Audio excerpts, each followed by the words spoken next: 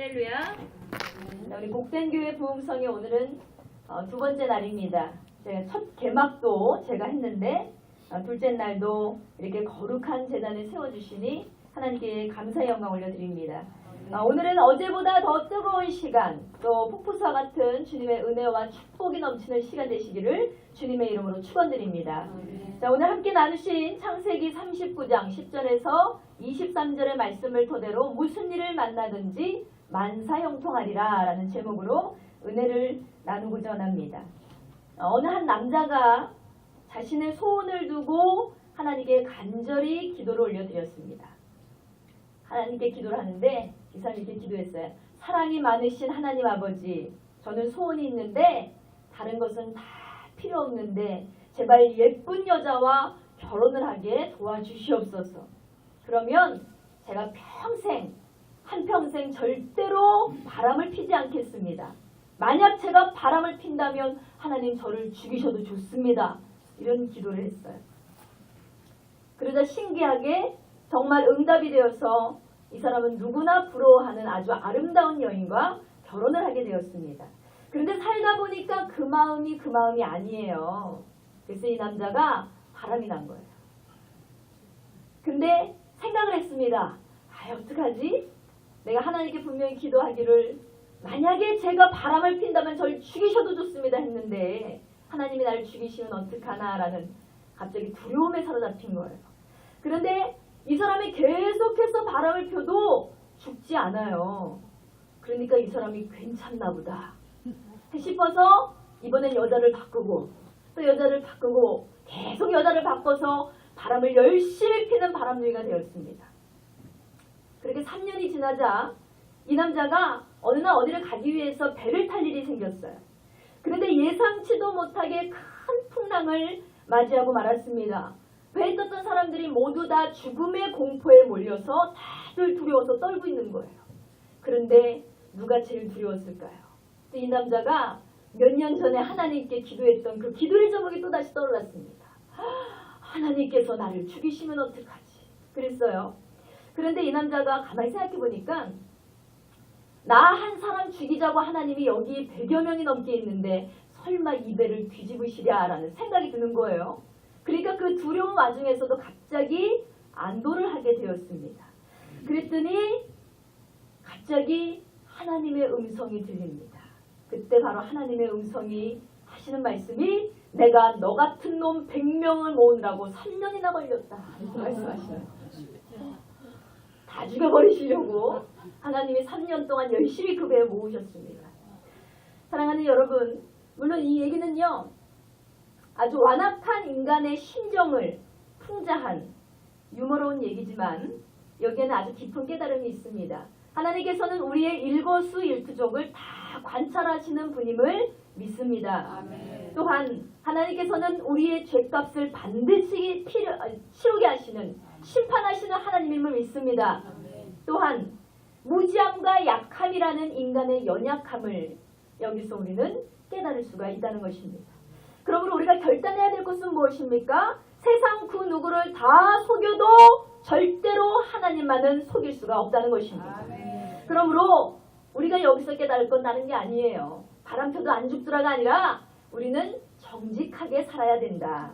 우리는 깨끗하고 의롭게 사는 하나님의 거룩한 종이 되기를 주님의 이름으로 축원드립니다. 아멘. 물론 이렇게 완악한 속성을 품고 있는 인간이기에 정말 우리가 사는 세상은요. 인간 사회는 정말 숨은 힘으로 때로는 상대방의 약점을 들춰서 관계를 파괴시키고 남을 괴롭히는 일들이 아주 비일비재합니다. 그래서 그 때문에 억울함을 당하는 사람들이 굉장히 많다는 거예요. 그런데 무엇보다도 이 교회를 가만히 들여다보면 정말 문제없는 영혼들이 없더라고요. 그래서 여러분, 우리들 교회의 김양재 목사님 아시죠? 우리들 교회 김양재 목사님 교회를 보면 참 재밌어요. 이 교회가 그렇게 크게 부흥하고 성장할 수 있었던 원인 중에 하나가 바로 이 사회에 결핍되고 상처받은 사람들의 마음을 아주 잘 헤아려주는 특별한 교회 규칙이 있다는 거예요. 여기에 목장의 모임이 있는데요. 서로 비슷한 처지의 사람들끼리 모여서 팀을 이루는 거예요. 그래서 예를 들어서 사업에 실패한 사람들의 모임이다 하면은 사업에 실패해서 홀랑 망한 팀 이렇게 해가지고 목장을 세우고, 또 어느 또 목장은 이혼해서 돌싱이 된 팀 뭐 이런 식으로 해서 각자의 상처를, 예전에는 이것을 침으로 여겼는데 이제는 서로가 공감하고 이해하고 위로할 수 있는 하나의 팀으로 구성을 해서 서로가 공유하고 사랑해 줄 수 있는 그러한 목장 시스템을 하고 계시다는 거예요. 그러니까 여기 모인 성도들이 그렇게 힘을 얻고 위로를 얻고 서로를 위해서 중보해주는 따뜻한 마음의 그런 것들을 기를 수가 있다는 얘기를 들었습니다. 그렇다면 여러분, 우리는 이렇게 세상에 많은 사람들의 상처를 받고 있는데 이렇게 상처받은 영혼들을 여러분은 어떻게 대하고 계십니까? 오늘 본문의 말씀에 보니까요, 오늘의 주인공이 누구예요? 억울하다 이렇게 억울한 인생이 없는 바로 요셉의 이야기입니다. 요셉은 야곱의 12아들 중에서 11번째 아들이에요. 그런데 아들이 12이나 있는데 다른 11번째 이 아들들은요, 그 마음속에 세상의 것들로 꽉 차 있었다고 했어요. 그래서 세상을 따라서 그들이 생각하고 세상을 따라서 말하고 세상을 따라서 행동하고 살았는데 유독 요셉만은 달랐다는 거죠. 그는 하나님께서 주신 꿈을 품고 살아가는 자들이었습니다. 다른 아들들은 꿈이 없어요. 그냥 하루하루 세상을 따라 살아가는 것입니다. 그런데 요셉은 유독 그 마음에 꿈이 점령하고 있었기 때문에 꿈을 따라 생각하고 꿈을 따라 말하고 꿈을 따라 행동하는 사람이었다는 것입니다. 그런데 우리가 잘 알고 있다시피 이놈의 꿈이 문제예요. 꿈을 갖다가 잘못 얘기를 해서 자신의 갖고 있는 꿈을 순수하게 형들에게 털어놓았더니 형들의 미움을 사서 요셉이 어떻게 됩니까? 종으로 팔려가게 되지 않습니까? 그는 17살이라는 아주 어린 나이에 아버지를 떠나야 했고요. 가정을 떠나야 했고요. 애굽의 종으로 팔려가서 보디발의 집의 하인으로 팔려갔습니다. 보디발은 그때 애굽의 왕 경비병 중에서도 아주 대장이었어요. 요셉은 이렇게 아주 높은 지위에 있는 주인을 모시는 하인이 되었다는 것입니다. 그런데 꿈의 사람, 믿음의 사람 요셉이 이 보디발의 집에 있으니까요, 보디발의 집에 만사의 형통이 열리기 시작합니다. 그래서 이 보디발의 집이 잘 되고 모든 것이 형통하게 되니까 주인의 마음이 어때요? 굉장히 기쁜 거예요. 그러니까 요셉에게 너를 우리의 가정의 총무로 삼아주겠다라고 했습니다. 그래서 어느 날부턴가 이렇게 총명을 받게 된 요셉. 그런데 항상 우리가 잘 알고 있듯이 하나님의 축복이 임하면 그 뒤에 원수마이가 우리를 노리고 있다는 거예요. 여기서부터 아주 스물스물 이 악의 기운이 넘치기 시작합니다. 바로 보디발의 아내가 요셉을 보고 마음에 흑심을 품게 된 거예요. 그래서 자꾸만 유혹합니다. 그러나 요셉은 어떤 사람이에요? 믿음의 사람. 하나님을 사랑하고 하나님을 사랑하는 것뿐만 아니라 하나님을 두려워하는 자였다는 것입니다. 그러니까 그 꼬임에 빠지지 않고 그녀를 저항해버려요.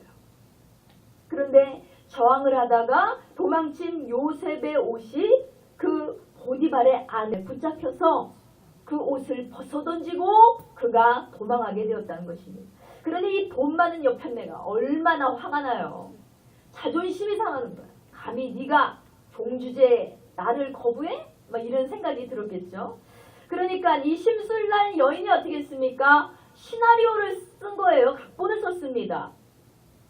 그래서 요셉을 흠모했지만 요셉에게 거절을 당하는 순간 어떻게 마음에 미움이 싹트고 원한이 싹트기 시작했어요.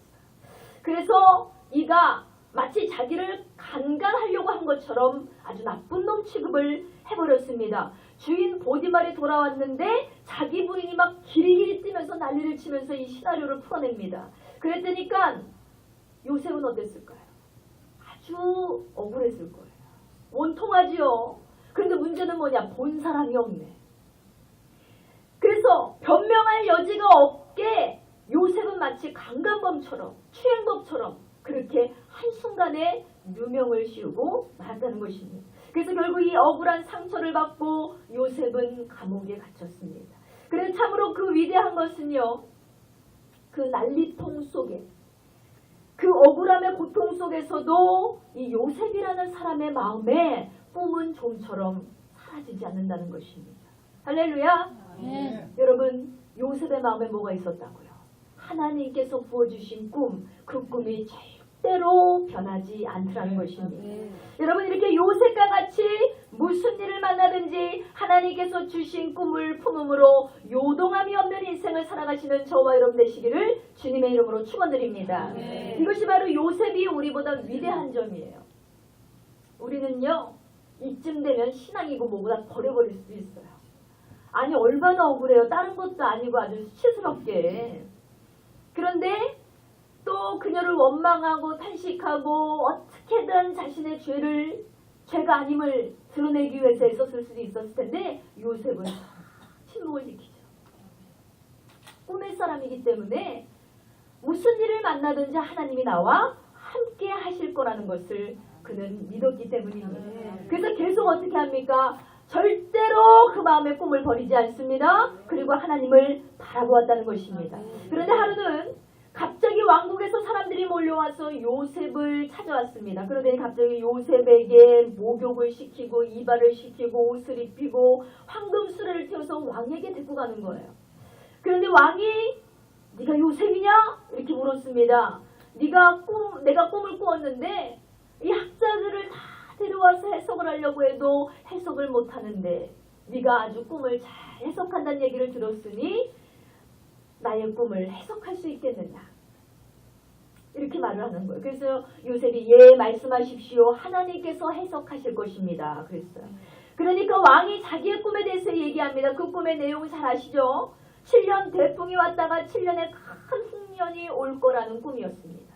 요셉이 그 말을 하고 풍년의 알곡의 5분의 1을 저장해 놓았다 흉년에 이것을 쫙 백성들에게 풀어주면 민족이 멸망하지 않고 굶어 죽지 않고 잘 살 수 있다는 그런 지혜로운 답변을 해주었습니다. 그러니까 왕이 무릎을 탁 치면서 와, 이렇게 지혜롭고 총명한 사람을 내가 얻을 수 있다니 이제부터 내가 너를 이 나라의 국무총리로 세워주겠다라고 말씀을 하셨습니다. 그러면서 자기의 반지도 뽑아가지고 주고 둘째가라면 서로를 아주 큰 둘에도 태워서 엎드리라고 하니까 모든 한순간에 죄인이었던 그자가 한순간에 모든 관리와 백성들에게 총애를 받는 그런 위대한 인물로 세워지게 되었다는 것입니다. 그가 바로 17살의 종으로 팔려갔는데 30살이 되던 해 이렇게 하나님의 기적을 받게 되었다는 거예요. 여러분, 이렇듯이 억울하고 원통하지만 꿈을 이지 아니하면 꿈은 결국 성공을 가져온다는 사실을 분명히 믿으시기 바랍니다. 여러분, 오늘날 사람들이 말하기를요, 우리의 삶이 고달프고 괴롭고 희망이 없다고 말하는 사람들이 많습니다.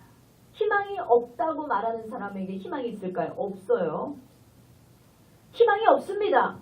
그런데 하나님께서는요, 뭐라고 말씀하시냐 하면 꿈이 없는 백성은 망한다 라고 분명히 말씀하셨습니다. 그러니 아무 희망이 없는 절망적인 상태에서도 뭡니까? 하나님께서 우리에게 부어주신 그 꿈을 소유한 자라면 반드시 하나님의 뜻대로 기적을 바라게 될 줄 믿습니다. 그러므로 우리는 희망찬 꿈, 주님께서 심어주신 꿈을 가슴속에 품고 어떻게 해야 돼요? 고난이 와도 환난이 와도 어려움이 와도 위기가 와도 우리는 반드시 그 꿈대로 하나님께서 이루어 주실 거라는 것을 굳게 믿고 살아가야 될 줄 믿습니다.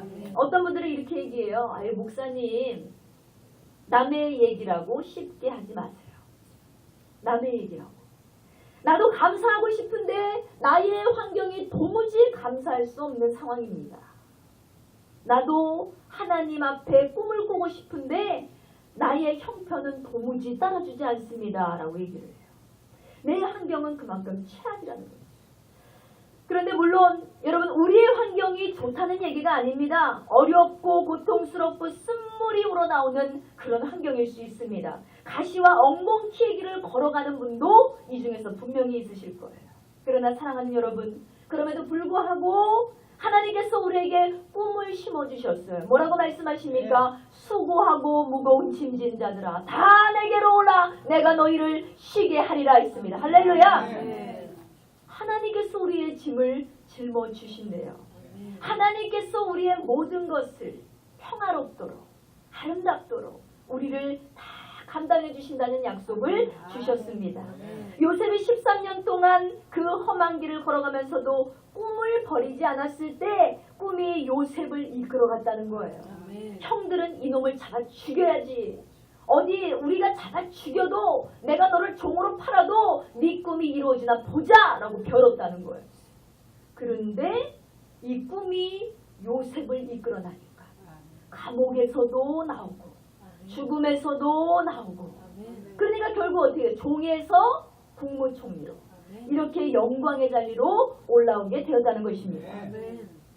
여러분 우리가 잘 아는 헬렌 켈러 아시죠? 시각장애인이에요. 복수장애가 있어요. 청각장애도 있죠. 그러나 그녀가 처음부터 장애를 안고 태어난 것은 아니었습니다. 생후 19개월 만에 뇌 척수막령을 앓고 그 후유증으로 시각도 잃고 청각도 잃어버렸어요. 그녀는 성장하면서 자기와 같은 장애인들을 섬기면서 살아야겠다라는 꿈을 품고 있었습니다. 그리고 장애인으로서 처음으로 아주 최초로 학사 학위를 받을 만큼 그녀는 열심히 노력을 했다는 거예요. 그리고 작가로서도 사회 사업가로서도 굉장히 많은 활동을 하면서 많은 사람들에게 빛의 천사라는 찬사를 받게 되었습니다. 그녀는 이 세상에서 가장 불쌍한 것이 무엇입니까? 라고 묻는 어느 기자의 질문에 이렇게 대답을 했어요. 시련은 있으되 꿈이 없는 것이 가장 불쌍한 사람입니다. 여러분 시련은 누구에게나 있다는 거예요. 각자의 크기가 다를 뿐이지 우리 누구나 시련을 당하고 있습니다. 근데 헬렌 켈러에게는 눈이 있으나 보지 못하고 귀가 있으나 듣지 못하는 시련이 왔습니다. 그러나 그녀가 꿈을 버리지 않으니까 어떻게 됐어요? 그 꿈으로 하여금 바로 지금 날까지도 위대한 역사에 남는 그러한 인물이 되었다는 것입니다. 여러분 이 세상에 아무 문제도 없고 어려움도 없고 그렇게 살아가는 사람은 한 사람도 없어요. 요셉보다 더 억울한 일을 당하신 분이 성경에 나와 있잖아요. 누구십니까? 더 무명을 쓰셨던 분이 바로 우리 구주 예수님임을 기억하시기 바랍니다. 예수님께서 당하신 십자가의 죽음은요. 인간적으로 보면 너무나 억울하지 않습니까? 잘못한 것이 하나도 없어요. 죄가 없으신 그분이 죄인들만 달리는 십자가의 처형을 당하셨다는 거예요. 예수님이 하신 거라고는 이 3년 반 동안이나 인간을 구원하시고 소망을 주기 위해서 헌신하시고 봉사하시고 희생하시고 치유하시고 말씀 전하시고 그런 일밖에 없어. 그런데 잡혀가서 죽임을 당해야 했습니다. 여러분 이보다 더 어려운 일, 이보다 더 억울한 일이 어디 있겠습니까? 우리가 이 세상을 살면서 억울한 일을 당했다, 분통한 일을 당했다, 내가 누명을 씌웠다 이렇게 말을 하는데 이 예수님이 당하신 이 사건에 비하면 우리는 아무것도 아니라는 거예요. 그런데 결과는 어떻습니까? 예수님은 그 억울한 일을 당하시고 무덤에 들어가서 사라져버리신 것이 아니라 사흘 만에 사망을 이기시고 부활하셨던 사실을 여러분 기억하시기 바랍니다. 그 십자가의 그 사건은요. 죽음이 끝이 아니었다는 거예요. 죽음이 끝이 아니라 우리를 위해서 대신 죄 없으신 그분이 돌아가심으로 모든 죄와 저주와 절망과 죽음을 다 감당하심으로 결국은 어떻게 해서 승리를 이루신 분이 바로 예수님이시라는 것입니다. 사람들은요. 예수님을 억울하게 십자가에 못 박았어요. 근데 하나님은 그 배후에서 그 고통을 통해서 여러분과 나의 죄와 또 모든 죽음을 청산토록 하셨음을 여러분 분명히 기억하시기 바랍니다. 그러므로 여러분 우리가 억울한 일을 만난다 할지라도 어떠한 혈기가 나는 일이 생긴다 할지라도 우리는 어떻게 해야 돼요? 오직 예수님만 바라보며 사는 저와 여러분 되시기를 주의 이름으로 축원드립니다. 저도 살면서 여러분보다는 못 살았지만 얼마나 억울한 일들이 많은지 몰라요. 얼마나 분나는 일이 많은지 몰라요. 아니 말 안 했는데도 말이 돌고 정말 교회가 제일 많이 많은 곳이죠. 그리고 아무런 행위를 하지 않아도 사람들은 입 열기를 좋아합니다. 그러다 보니까 정말 억울하고 분통하고 화가 나고 속상하고 이런 일들이 얼마나 많은지 몰라요. 그런데 결국 하나님이 주시는 마음은 그거예요. 무슨 일을 만나든지 내가 너를 만사가 형통하도록 이끌어주겠다. 이게 하나님께서 나에게 주시는 약속이고 바로 이 자리에 있는 저와 여러분에게 주신 약속임을 믿으시기 바랍니다. 그 언약만 있다면 우리가 어떠한 어려움을 극복하지 못하고 살아갈 수가 있겠습니까? 우리 헵시바 선교에서 오셨는데 우리 원장 목사님 같은 경우는 제가 한 7, 8년 전부터 뵀던 것 같아요. 벌써. 근데 제가 생각나는데 영등포 어느 교회에서 제가 거의 최초로 단에 서서, 그러니까 저희 교회 말고 남의 단에 서서 설교를 했을 때였습니다. 근데 20대 후반이니까 여기에 섰는데 아주 그냥 무슨 앞에서 총을 거르고 있는 포수를 만난 개처럼 이렇게 떨었어요. 엄청 떨었어요. 그때 그냥 저는 마냥 십자가 그리고 예수 그리스도 이 두 단어만 들으면 눈물을 쏟던 때였습니다. 그러니까 저는 모태신앙으로 저희 외가 쪽으로는 제가 6대째예요. 거의 최초의 기독교가 들어왔을 때부터 우리 그 외가 쪽은 이제 복음을 받아들였고 그런 어머니 밑에서 신앙생활 그리고 목사님이 되신 우리 아버지 밑에서 신앙생활을 열심히 했지만 제가 인격적으로 예수님 만난 건 20대였습니다. 근데 그러다 보니까 그냥 순종은 좀 잘하는지라 부모님께서 신학을 하라 그래서 했던 케이스예요. 그러고 나서 제가 늘 꿈꿔왔던 건 신학을 마치고 내가 갈 길을 가리라 이거였어요. 그랬는데 신학을 하는데 22살에 하나님께서 저를 만나주셨어요. 살아계신 예수님이 나를 찾아오셨어요. 그래서 그 예수님을 인격적으로 만난 다음부터 종의 길을 가는데 그러니까 그때서부터 내 안에 끌어나오는 것은 온갖 회개예요. 근데 하나님 지금 생각해보면 하나님 제가 그렇게 뭘 그렇게 죄를 졌을까요? 근데 하나님께서는 제가 예수님을 만난 다음부터는 속죄의 제물을 드려라 그랬어요. 그래서 100일 새벽 예배를 작정해서 기도를 할 때에도 하나님은 매일매일 예물을 드리면서 새벽 작정을 하면서 회개 기도를 시키셨습니다. 그 날마다 예수님의 이름을 부르고 하나님께 찬양하면은 눈물을 퍽퍽퍽 쏟던 때였습니다. 그러고 나서 하나님께서 제가 주의 종이 되겠습니다 라는 입술에 고백을 한 다음부터 저를 일사천리로 움직이기 시작하시는 거예요. 그때부터 제가 이렇게 다른 교회를 가서 복음을 증거하는 일을 하게 되었습니다. 그런데 그때 얼마 되지 않아서 우리 헵시바 선교회를 만난 거예요. 그랬는데 여기에 목사님들 아주 주옥과 같은 목사님들이 많이 계시는데 얼마나 떨려요. 닭처럼 달달달 떨고 있는데 여기서 제가 이렇게 설교하러 나오기 전에 헵시바 선교에서 이 십자가의 사랑인가 어떤 그 찬양을 또 이렇게 해서 아름다운 워십을 보여주셨는데 그때 제가 너무 은혜를 받아가지고 왜냐면 제가 예수님 십자가 요 단어만 들으면 눈물이 쏟아지는 사람인데 하필이면 제가 설교하기 전에 예수님 십자가가 이 앞에서 나온 거예요. 그러니까 여기서부터 눈물이 쏟아지기 시작하는데 이 아름다운 이 워십 찬양을 보고서 그때서부터 설교를 하는데 설교할 수가 없어요. 눈물이 펑펑펑펑 쏟아졌어요. 그래서 인간적으로는 죽을 쓰고 그리고 또 영적으로는 나름대로 은혜를 받고 내려왔던 생각이 납니다. 근데 뭐 제대로 설교를 하지 못했습니다. 그냥 계속 울다가 내려왔어요. 근데 그런 생각을 하는데 또 오랜만에 우리 목사님께서 여기서 이렇게 아름다운 찬양을 하시는데 그때 생각이 나서 약간 울컥하더라고요. 정말 이렇게 하나님께서 우리를 날마다 이끌어 가시는데요. 우리는 무엇이 그렇게 분통하고 억울해서 날마다 하나님께 눈물을 쏟는 걸까요? 우리가 어떻게 이렇게 많은 죄를 지었길래 하나님 앞에 회개의 눈물을 흘릴 수밖에 없는 걸까요?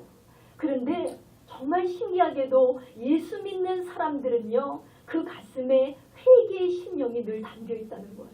언제든지 터트리면 터질 수 있는 회개의 눈물이 우리 안에 가득 담겨 있기를 주의 이름으로 축원드립니다. 우리가 이것이 메마르면 안 될 것 같아요.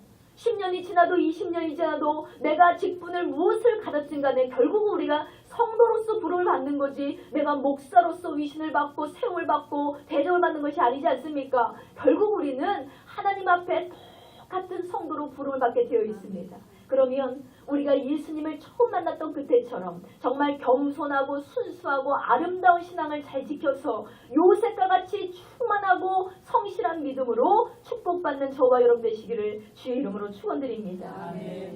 결국 우리가 모든 역경을 끌어안으면 어떻게 됩니까? 희망으로 변하게 되더라고요. 그 고통을 우리가 사랑으로 끌어안으면 어떻게 됩니까? 그것이 행복으로 변화되더라는 거예요. 마치 마술과 같이. 그래서 우리가 하나님의 사랑으로 모든 두려움을 물리치고 억울함을 물리치고 염려를 물리치고 그렇게 우리의 모든 역경을 역전시킬 때에 소망과 희망과 기쁨과 꿈을 하나님께서 저와 여러분에게 부어주실 줄 믿습니다. 자, 로마서 8장 28절의 말씀을 보면 우리가 알거니와 하나님을 사랑하는 자 곧 그 뜻대로 부르심을 입은 자들에게는 뭐라고 말씀하셨습니까? 모든 것이 합력하여 선을 이루느니라. 할렐루야. 그냥 이 말씀이면 게임 끝이에요. 제가 보기에는. 이 말씀이면 끝이잖아요. 아니 그냥 내가 하나님 어떻게 해요? 하나님 어떻게 저한테 이러실 수 있습니까? 어떻게 이렇게 분통한 일을 당하게 하실 수 있습니까? 그러면 하나님께서 모든 것이 합력할 선을 이룬다 그러면 끝. 하나님께서 모든 것이 합력할 선을 이루는 끝이잖아요. 이것도 쓰시고 저것도 쓰시고 고난도 쓰시고 아픔도 쓰시고 괴로움도 쓰시고 고통을 주시고 하나님이 이렇게 하시면 다 게임의 끝이라는 거예요. 여기 계신 분들 중에서 아시는 분들은 아시겠지만 제가 얼마 전에 결혼을 했잖아요. 이제 2달밖에 안 된 새댁인데 결혼 전에 보기에는 이렇게 맨들맨들해도 그래도 여자로선 나이가 있는지라 제가 결혼 전에 이 건강검진을 했어요. 아주 구석구석 건강검진을 했습니다. 노산이 두려워서. 그랬는데 그 보니까는 이때까지 꾸준히 나름대로 관리를 한다고 관리를 하고 했는데 다른 거는 아주 멀쩡하고 아주 정상에서 이상으로 아주 이제 잘 나왔는데 보니까 제가 자궁 쪽이 좀 약하다는 얘기를 들었어요. 근데 약한 정도가 아니라 저 나름대로는 충격적인 이렇게 얘기를 하더라고요. 의사가 하는 말이 암의 소진이 의심이 됩니다. 그러니까 저보러 조직 검사를 해보래요. 이 충격이 팍 왔어요. 이 결혼을 앞두고 있는 세대인데 조직 검사를 해야 된대요. 그리고 35살의 나이에 암이라는. 그러니까 얼마나 무서워요 제가. 이 신랑 될 사람한테 말은 못하고 하나님한테 막 기도하는 거예요. 그런데 이상하게 기도를 하는데 마음이 편안해요. 이게 왠지 나에게 고통이 아니라 하나님이 목사로 써야 되는데 뭔가 제대로 된 간증이 없어요. 뭔가 구실을 하나 좀 만들어줘야 될 것 같아요. 그러니까 하나 구실을 주시려고 굉장히 기쁨이 넘치는 구실을 주시려고 하나님께서 왠지 나에게 기적을 베풀어 주신 게 아닐까? 물론 이게 암이 아닌 게 아니라 암에서 고침을 받아야 이게 능력이 나타나는 거지 암이 아니었는데 오진이더라 이러면 또 아니잖아요. 그런데도 사람인지라 자꾸 마음이 두려워요. 그러니까 저희 어머니 사모님께 기도 부탁을 했습니다. 날마다 오살리 기도회에 가셔서 불철저를 기도하셨어요. 매 헌금을 드리시면. 그런데 우리 사모님에게 응답을 주시기를 내가 그 딸에게 능력을 부어주기를 원한다. 아멘. 내가 그 딸을 하나님의 거룩한 종으로 쓰고자 원하는데 조금 부족하다는 거예요. 그러니까 이 딸에게 은사를 주고 싶고 이 딸을 더욱더 내가 사랑한다는 것을 보여주고 싶은데 이 딸의 기도를 받기를 원한다. 마음의 평안을 갖고 기도하라는 말씀을 주셨어요. 그때부터 매 새벽 제단을 쌓으면서 하나님께 기도를 하고 있습니다. 지금 진행 중이에요. 그런데 하나님 근데 있잖아요. 조직검사 의사가 하라 그랬는데 언제 해야 돼요? 하나님 아직 아니다. 아직 아니다. 아멘. 검사를 못하게 하세요. 완치를 시키신 다음에 아멘. 기적을 베푸신 다음에 아멘. 살아계신 하나님을 보이신 다음에 아멘. 간증하게 하시려고 아멘. 할렐루야. 아멘. 하나님께서는 저를 사랑하세요. 아멘. 하나님께서는 여기 계신 여러분을 사랑하십니다. 아멘. 우리에게 고난을 주시고 우리를 죽이시려는 게 그분의 목적이 아니라 우리를 살리시는 것이 그분의 목적임을 기억하시기 바랍니다. 아멘. 그분은 우리에게 은혜를 베풀기 원하세요. 그분은 우리에게 선물을 주길 원하세요. 그분은 우리에게 생명을 주시길 원하는데 우리가 하나님의 마음을 알지 못하니까 얼마나 답답하실까요? 우리를 더욱더 존귀하게, 거룩하게, 아름답게, 깨끗하게 세우시기 위해서 그분은 우리의 기도를 받기 원하신다는 것입니다. 그러니 뭐예요?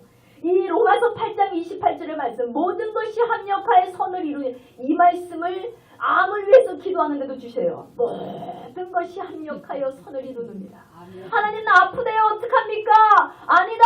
모든 것이 합력하여 선을 이루느니라 그랬어요. 여러분, 좋은 일도 나쁜 일도 이익되는 일도 손해보는 일도 축복도 저주가 되는 일도 하나님께서는 모든 것을 합력하여 선을 이루는 분임을 기억하시기 바랍니다. 우리의 인생이 어떤 인생이에요? 비빔밥 인생이라고 저는 생각을 합니다.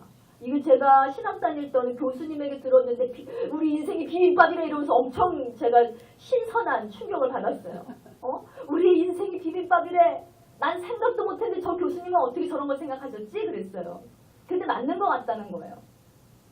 우리가 비빔밥을 보면 콩나물도 있고 시금치도 있고 뭐 고추장도 있고 각자의 역할이 있고 맛이 다 다릅니다.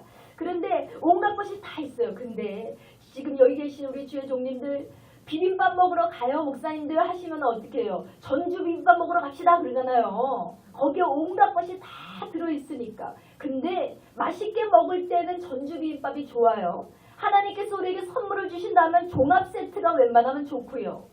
그런데 우리가 하나님이 고난을 주신다 하면 하나님 저 콩나물이면 됐습니다. 괜찮아요. 하나님 무채면 괜찮습니다. 저 무채만 비벼도 맛있어요. 그러니까 고난은 한 가지면 좋게요. 웬만하면 안 주세요. 맨밥이면 괜찮습니다. 고난은 안 받으려고 한다는 거예요. 고난은 거부합니다. 싫어합니다. 미워합니다. 다들 받기 싫어하는 것이 고난이요 연단이요 훈련입니다. 하나님 저는 훈련이 이쯤이면 다 된 것 같아요. 저는 저처럼 겸손한 사람이 없는 것 같습니다. 괜찮습니다 하면서 하나님한테 저 겸손하다고 괜찮다고 고만 훈련시키라고 막 그러는 거예요.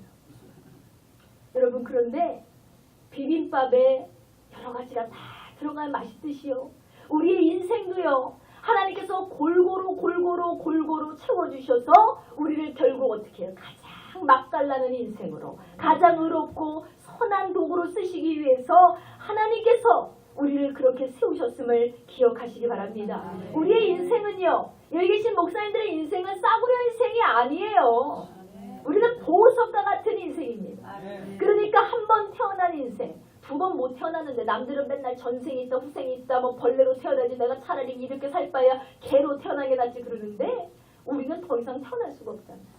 그러니까 어떠한 우여곡절이 있더라도 우리는 섞으면 결국은 합력해서 선을 이루시는 하나님. 요셉의 인생이 그러지 않았습니까? 종으로 팔려가고 미움을 당하고 고난을 당하고 억울함을 당했으나 그것들이 잘 비벼졌더니 어떻게 됐습니까? 맛깔나는 인생이 되었다는 것입니다.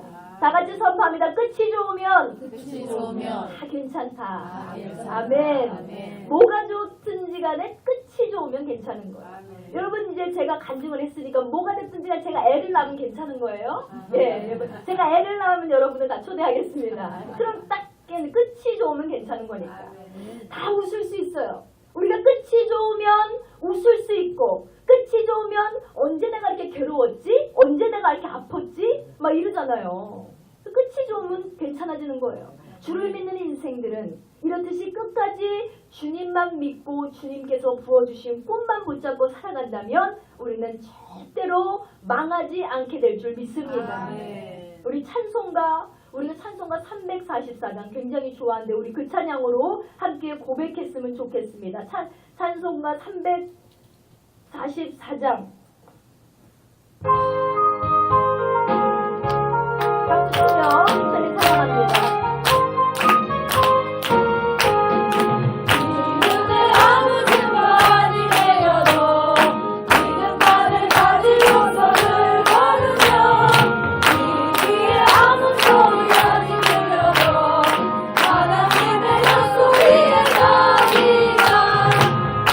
걸어가세 믿음 위에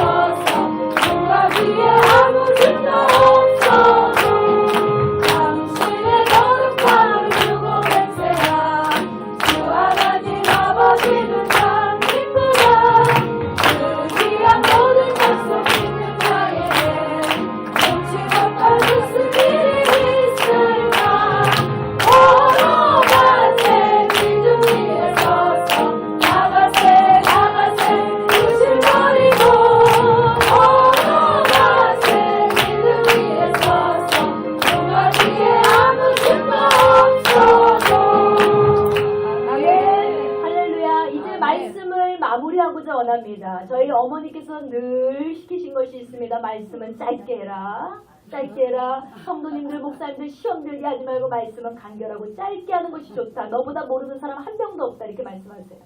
여러분, 우리가 요셉의 이야기를 몰라서가 아니라 하나님의 말씀은 우리가 다 머릿속에 수없이 있습니다. 주옥과 같이 폭포수와 같이 많은 목사님들의 설교가 있기 때문에 알고는 있으나 깨달음이 약할 때가 있고 실천하지 못할 때가 있고 마음이 닫혀서 말씀을 받지 못할 때가 있는 것뿐이죠. 여러분, 예전에 이 순복음 소식지에서 읽은 간증이 하나 있는데 그거 하나만 전해드리고 마치겠습니다. 에드워나 선교사님이라는 분이 계세요. 이분이 시카고에서 율락녀를 대상으로 선교를 하는 분이었습니다. 그녀는 선교를 나갔는데 거기에서 한 영혼도 건지질 못했어요. 그러니까 늘 마음이 무거운 거예요. 거기에서 율락녀를 대상으로 선교를 하는데 늘 그들을 상담해주고 그들의 복지와 건강을 위해서만 도와줄 뿐이지 그들을 교회로 한 명도 이끌지 못했습니다. 그러니까 내가 선교적 사명을 분명히 받고 갔는데 어떻게 된 건가 해가지고 늘 마음이 무거웠다는 것입니다. 그런데 어느 날 하루는 아주 험상궂게 생긴 깡패 아저씨가 이 율락업소에 들어오게 됐어요. 그래서 갑자기 누구를 오늘 취할까 이러면서 이렇게 딱 보는데 에드워드 선교사님을 딱 지목하면서 너 오늘 나와 오늘 함께 자자 라고 얘기를 했어요. 그러니까 이 선교사님이 깜짝 놀라가지고 어떻게 해요? 이보세요. 나는 율락녀가 아닙니다. 나는 선교사예요. 나를 지금 어떻게 보고 이러세요? 라고 말하면 좋은데 말을 못하죠. 왜냐면 상대방은 깡패니까요. 네. 언제 맞을지 모릅니다. 그렇기 때문에 그렇게 담대하게 얘기하고 싶으나 쫄아가지고 얘기를 못했어요. 그래서 이분이 자꾸만 자기한테 가자고 하는 거예요. 그러니까 이 두려운 마음에 선교사님이 그때 무릎을 딱 꿇고 기도했습니다. 하나님 아버지, 내가 선교하러 이 땅에 왔더니 이제 별꼴을 타당합니다. 하나님 제발 나를 도와주셔서 저 깡패가 나를 범하지 않게 도와주시옵소서 이러면서 막 기도를 했어요. 그런데 그 기도가 안 먹히는 거예요. 그러더니 깡패 너 지금 뭐 하는 거야? 그러더니만은 손목을 쫙 붙잡고 끌고 가는데 그 힘을 당해낼 수가 없어요. 그래서 이렇게 개처럼 질질질질 끌어가는데 갑자기 저기에서 정의의 사자처럼 어느 한 율락녀가 나타나서 여기 보세요! 이러면서 막 소리를 질러요. 그러더니 당신 미쳤어! 이러더니 깡패한테 그러더니 너 뭐야? 그러더니 당신 지금 죽고 싶어서 작정했습니까? 이 사람이 누군 줄 알고 당신 끌고 가십니까? 당신 오늘 밤 죽고 싶으면 이 여자를 범하세요 그래요. 이 율락녀가 그래가지고 너 지금 무슨 소리 하는 거야? 그랬더니 이 여자는 지금 우리 율락업소 중에서 최고로 에이즈가 깊은 병에 걸렸어. 아주 깊은 에이즈에 걸려있으니 너 오늘 죽고 싶으면 이 여자랑 추무세요. 그렇게 비난을 했어요. 그러니까 이 깡패가 갑자기 막 흠석도 이러다가 우와 이러더니 놀래가지고 이 손을 뿌리치고 주랭랑을 치면서 도망가게 되었다는 것입니다. 이 선교사님이 너무 감동해가지고 아주 온몸이 아주 발발 떨리고 막 하시나고 떨리듯이 막 떨리는데 그래서 보니까 이 율락녀가 이 지혜를 발휘해가지고 에이즈 환자 취급을 하면서 결국 그 깡패를 쫓아낸 거 아니겠습니까? 그래서 이렇게 보면은 이 선교사님들의 간증을 보면 정말 별의별 얘기들이 다 있습니다. 무슨 소설 속에 나오는 얘기 같아요. 정말 하나님께서 살아계시지 않는다면 이분들이 이런 걸 경험할 수 있을까 싶은 것들이 굉장히 많습니다. 그 두려운 순간 이 용기 있는 율락녀가 아니었다라면 이 선교사님 어떻게 되셨겠어요? 다 같이 선포합니다. 하늘이 무너져도 솟아날 구멍은 있다. 아멘. 여러분 하늘도 웬만하면 안 무너져요. 제가 보기에는 무너질 일이 없더라고요. 아무리 번개 쳐도 무너지는 거 한 번도 본 적이 없어요. 그런데 무너지진 않지만 우리가 하늘이 무너지는 고통을 당한다 할지라도 우리는 바로 여러분은 솟아날 구멍이 있다는 거. 왜? 우리는 하나님을 믿는 자녀이기 때문입니다. 이것이 바로 예수 믿는 힘임을 믿으시기 바랍니다. 무슨 일을 만나든지 만사형통하리라. 어떤 위기 가운데도 승리는 내 것이다. 하나님 말씀하셨습니다. 그런데 이 선교사님이 살아나신 것만 기적이 아니고요. 진짜 기적은 끝나지 않았어요. 그때 숨죽이고 곳곳에서 쥐새끼처럼 이 광경을 지켜보던 율락녀들이 이 깡패가 가자마자 다 몰려들었어요. 그러고서 이 선교사님의 손을 꼭 붙잡더니 당신은 우리가 본 사람들 중에 특히 예수 믿는 사람들 중에 진짜 선교사입니다. 그러는 거야. 왜 그런가 했더니요. 다른 사람들은 우리를 율랑녀라고 다 손가락질하고 저것들은 어차피 버린 몸이야. 저 창기들은 다 버린 몸들인데 어차피 지옥 갈 애들 건질 필요도 없어.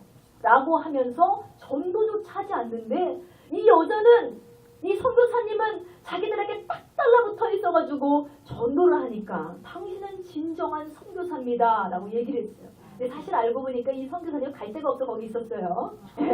뭐 굳이 그 사람들을 구하려고 한 건 아니고 그 시카고였거든요. 시카고에 가니까 갈 데가 없어서 여기 붙어 계신 것 뿐이었는데 그렇지만 이제 복음을 전했죠. 그랬더니 이렇게 이 율랑녀들이 감동을 받고요. 당신같이 우리를 인간 대접해준 사람을 못 봤습니다 하면서 이것을 계기로 해서 우리가 이제는 이 직업을 다 때려치고 이번 주일날부터 교회를 나가겠습니다 했다는 거예요. 할렐루야. 이것이 하나님의 능력입니다. 그래서 이 선교사님이 그렇게 내가 열매도 없고 선교 땅에 와가지고 한 명도 구제를 못했는데라고 했지만 결국은 뭐야? 하나님께서 그 깡패한 사람의 그 시나리오를 통해서 결국은 이 율랑녀들을 교회로 다 이끌어내고 죄악에서 끊어주는 놀라운 역사를 하나님께서 하셨다는 것입니다. 여러분 이게 기적이 아닐 수가 없어요.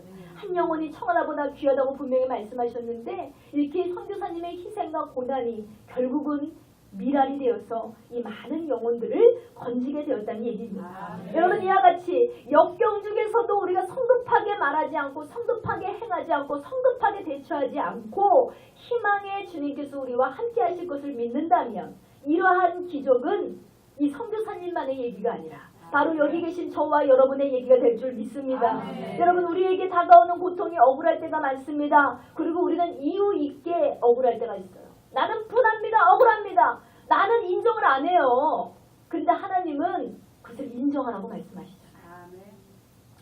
그러나 하나님은 우리의 모든 것을 보고 계십니다. 우리의 억울함도 보고 계시고 우리의 원통한 사실도 보고 계세요.